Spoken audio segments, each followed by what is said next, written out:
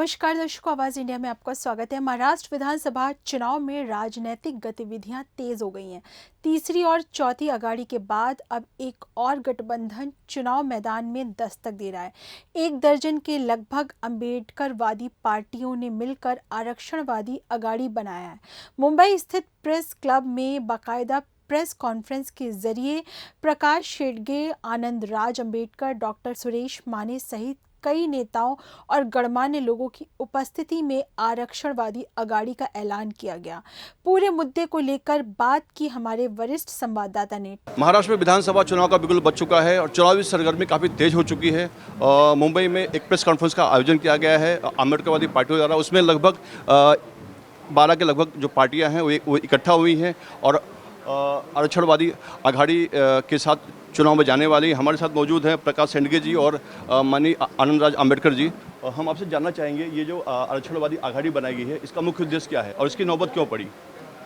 देखिए कि गए 1 साल से ये महाराष्ट्र में आरक्षण के नाम से इतना भयानक परिस्थिति निर्माण हुई है कि गांव-गांव में मराठा और ओबीसी जो है एक दूसरे के दुश्मन हो गए हैं। बच्चे भी स्कूल में दुश्मन हो गए हैं। इतने सालों से 75 साल से मराठा, ओबीसी, बाकी दलित बांधव ये सब इतनी अच्छी तरह से चल रहे थे गाँव गाड़ी में। लेकिन ये जब से जरंगे का भूत ये महाराष्ट्र में पैदा हुआ है, ये इसने पूरी सोशल एकता जो है, सामाजिक एकता जो है, उसका सत्यानाश किया है। ये दिन दहाड़े ओबीसी के आमदार के घर जलाए गए हैं, उनके कार्यकर्ता के दुकानें जलाए गए हैं, उनके व्यवसाय जलाए गए हैं, उनकी गाड़ियाँ फोड़ी है। तो दिन दहाड़े ऐसा हल्ला बोल ओबीसी के ऊपर किया है, मागासवर्गीय पे किया है। इस उद्विग्न से हम ये ओबीसी का एक पक्ष हमने बनाया है और ये पक्ष जो है अकेला जाने से अच्छा है कि ये आरक्षण जो है अभी आगे देखा जाए, खाली ओबीसी का आरक्षण खत्म नहीं हुआ है महाराष्ट्र से। दलित समाज का जो है, जो एसटी का आरक्षण है, वो भी ये खत्म करने का जो राजनीति है, षड्यंत्र जो है, ये महाराष्ट्र में चल रहा है।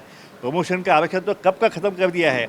खाजगीकरण के, नीतिकरण के, निजीकरण के माध्यम से भी आरक्षण संपुष्ट करने का एक षड्यंत्र जो है ये महाराष्ट्र में नहीं पूरे देश में चल रहा है।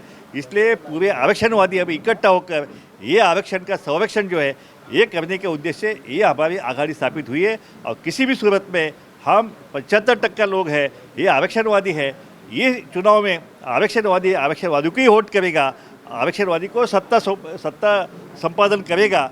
और किसी भी सूरत में ये आरक्षण की लड़ाई जो है अभी हम मत पेटी से जो है उसके पेटी से माध्यम से लड़ाई हम लड़ने जा रहे हैं और उसमें हम निश्चित स्वरूप से हम यशस्वी होंगे। आने वाली सत्ता जो है ये ओबीसी, दलित, भटके मुक्त, मुस्लिम बांधव, इनके हाथ में जरूर पक्का ये सत्ता आने वाली है।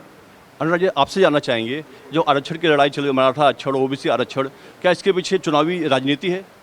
नहीं, इसके पीछे राजनीति तो है, मगर इसमें सही मायने में देखा जाए तो मराठा समाज में एक वर्गीकरण हुआ है कि कुछ सरंजामदार लोग तालुका में बैठे हैं और वो अपने आप को, अपने बच्चों को, अपने रिलेटिव्स को सत्ता में ला रहे हैं और गरीब मराठा बेचारा रास्ते पे है।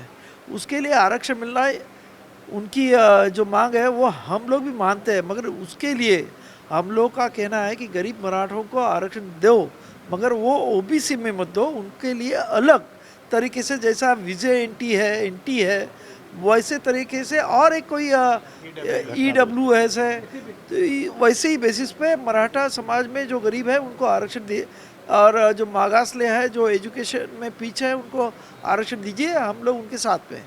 आरक्षणवादी अघाड़ी के जरिए आप कैसे रोकेंगे उन्हें? नहीं, हम लोग ये जो सत्ताधारी है, जो आज हम लोग देखते हैं कि हर एक तालुका में, जिला में एक ऐसे सरंजामदार हुए जो शिक्षण संस्था है उनकी, शुगर मिल है, और यही लोग चुन के आ रहे हैं। हम कोशिश कर रहे हैं कि 75 साल में इस महाराष्ट्र में जो दलितों को और ओबीसी को सत्ता मिलनी चाहिए थी वो मिली नहीं है, उनको सत्ता में लाना ये हमारी कोशिश है। और इसीलिए हम लोग ने ये आरक्षणवादी आघाड़ी आज यहाँ निर्माण की है। और मुझे पूरी उम्मीद है कि मराठा ये आंदोलन की वजह से जो ओबीसी समाज जो आज तक सोया हुआ था वो अभी जग गया है और वो पूरे ताकत से इस इलेक्शन में सत्ता के लिए हम लोग को वोट करेगा। महाविकास अघाड़ी का आरोप है कि ओबीसी आंदोलन के पीछे या जो उनका जहांगीर का आंदोलन है उसके पीछे शरद पवार है, और जहांगीर का आरोप है कि इसके पीछे देवेंद्र फडणवीस और एकनाथ शिंदे है। इस आप कैसे देखते हैं? ये जो एक दूसरे पे आरोप कर रहे हैं, ये सब बनवा, मराठी में इसको बनवा बनी होते, ये हम लोगों को उल्लू बना रहे हैं। वास्तविक बता, जो जरांगे का जो भूत खड़ा किया गया है उसके पीछे विरोधी पक्ष भी है और सत्ताधारी पक्ष भी है। तो इसलिए ये दोनों जो है, दोनों को छोड़ के जो है, दोनों जिम्मेदार है। ये महाराष्ट्र में जो सामाजिक स्थिति जो बिगड़ चुकी है, इसके लिए सत्ता भी जिम्मेदार है और विरोधी पक्ष भी जिम्मेदार है। इसलिए ये दोनों को छोड़ के हमने ये हमारी आघाड़ी बनाई है, और हमारे आघाड़ी के माध्यम से आरक्षण का संरक्षण जो है हम करके रहेंगे। आनंद जी, एक आखिरी सवाल है। इतने सारे मुद्दे हैं, गरीबी है, महंगाई है, बेरोजगारी है और करप्शन है, इन सब को छोड़ के मराठा आरक्षण, ओबीसी आरक्षण, इन सब की बात करना, क्या ये कहीं न कहीं आम जनता है लोगों का मुद्दों से ध्यान भटकाना तो नहीं है? ये सही मायने में देखा जाएगा तो पहले तो आरक्षण नीति यहाँ देश में प्रॉपर, जो बाबा साहब ने जो संविधान देते समय भाषण किया था कि इस देश के हैव नॉट्स में जो सत्ता संपत्ति से वंचित है वो लोग सत्ता में आना चाहिए, मगर 75 साल हुए मगर अभी तक वो लोग ये इस देश के सत्ता में आए नहीं। हम कोशिश कर रहे हैं कि वो लोग सत्ता में आए तो इस देश की नीति बदल जाएगी। अभी हम देख रहे हैं कि पूंजीपतियों को पूंजी हर दिन बढ़ते जा रही है और गरीब होते जा रहे हैं। हमारे प्राइम मिनिस्टर बड़े टीवी माध्यम से बोलते हैं मैं 80 करोड़ लोगों को रेशन देता हूँ। ये दुर्भाग्य है। लोगों को फुकट का खाने की ज़रूरत नहीं, उनको काम दो, और यही नीति हम आगे जाके अपनाएंगे और सही मायने में इस देश के लोगों को मजबूत, इनके हाथों को काम और इनको पेट भर खाने के लिए अन्न वस्त्र निवार, ये जो मूलभूत ये है वो हम लोग उनको देने की कोशिश करेंगे। आरक्षणवादी आघाड़ी के जरिए क्या लोगों को टिकट दिया जाएगा, उम्मीदवार खड़े किए जाएंगे? हाँ, हम लोग आरक्षणवादी आघाड़ी की तरफ से सभी पार्टी मिलकर 228 सीट यहाँ लड़ाने वाले हैं और मुझे पूरी उम्मीद है कि आने वाला कल ये आरक्षणवादी आघाड़ी का होगा। और आपके माध्यम से मैं आरक्षणवादियों को आह्वान करता हूँ, तुम लोग सब लोग हम लोग को साथ दो, हम आप लोग को सत्ता देते हैं। तो कहीं ना कहीं महाराष्ट्र में और एक आघाड़ी जो है वो चुनाव में खड़ी हो रही है, और जिनका लक्ष्य है कि जो आरक्षण के नाम पे जो लड़ाई हो रही है उसे लड़ना और लोगों को जागृत करना।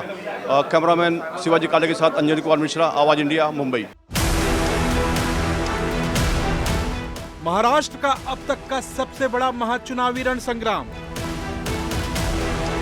महाराष्ट्र के चुनावी महाभारत में किसकी होगी जीत, किसकी होगी हार? महाराष्ट्र की जनता किसका देगी साथ? क्या महाविकास आघाड़ी का पूरा होगा सपना, या फिर महायुति फिर बनाएगी सरकार? महाराष्ट्र के किस नेता के सिर पर सजेगा मुख्यमंत्री का ताज? देखिए महाराष्ट्र विधानसभा चुनाव से जुड़ी हर अपडेट सिर्फ और सिर्फ आवाज इंडिया टीवी पर।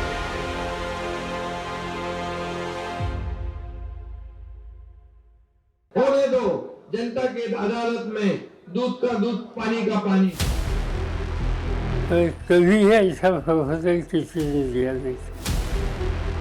आज भी मैं कहता हूँ मैं हिंदू हूँ, मैंने हिंदुत्व कभी छोड़ा नहीं है और ना ही छोड़ूंगा। जिम्मेदार तो मतलब शिवसेना ही उद्धव ठाकरे जी और संजय राउत जी इसके लिए जिम्मेदार है।